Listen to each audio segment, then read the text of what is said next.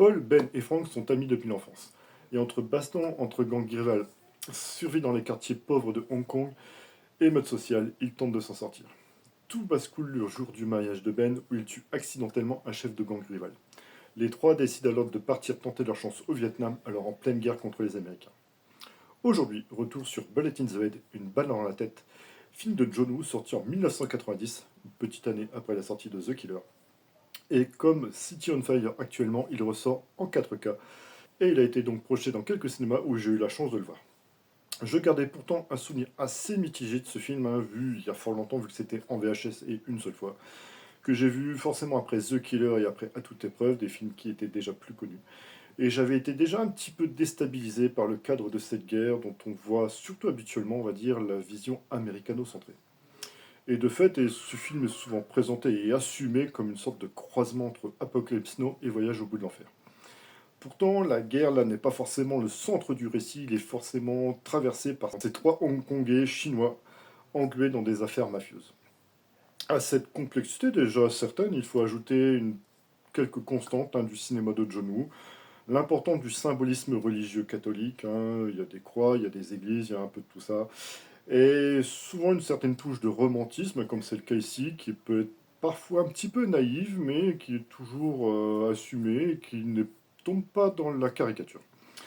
Et donc, même pour un film de 2h15, tout ça, ça fait déjà beaucoup de thèmes à brasser. Et donc, on va rajouter un petit contexte social assez tendu, hein, histoire de faire un film vraiment bien dense. Et pour faire passer tout ça bah, de façon bien lisible, on va y mettre des ingrédients typiquement, on va dire, hongkongais à cette époque. C'est-à-dire action, gunfight, baston, chorégraphie et une violence totalement incroyable. Et tout du long, j'ai été scotché par le film. Bon, bah, je m'y attendais quand même, hein, je connais John Woo, j'avais déjà vu le film, même si j'en avais quasiment plus de souvenirs. Donc là, à la base, le film, ça part d'une baston à l'arme blanche, hein, pour camper le décor, camper un petit peu les personnages, pour jusqu'à un final en apothéose avec un gunfight dans un port avec des bagnoles qui se foncent dedans. C'est vraiment aussi improbable qu'incroyable visuellement. Donc visuellement incroyable, voire totalement dingue au niveau de la mise en scène, la gestion des figurants, la précision des cadrages, des découpages, même la gestion, on va dire, des scènes pas de guerre, mais plutôt de bataille, avec des hélicoptères de guerre, ce qui est quand même un petit peu nouveau chez du John Woo, un petit peu original.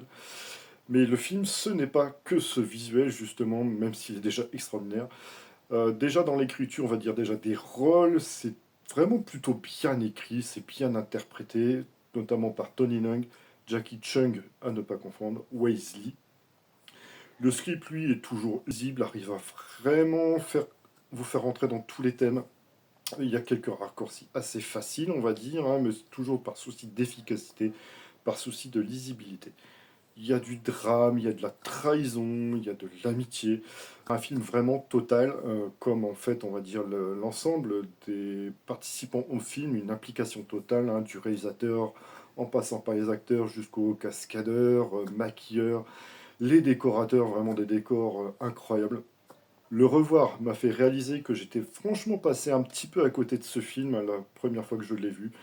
On peut peut-être dire que c'est le meilleur film de John Woo, sans être forcément mon préféré, mais le meilleur. Et pourquoi pas même si c'est un petit peu galvaudé parfois, le qualifier de chef-d'œuvre, que ce soit par la densité thématique, par la qualité visuelle, c'est vraiment un film hyper impactant.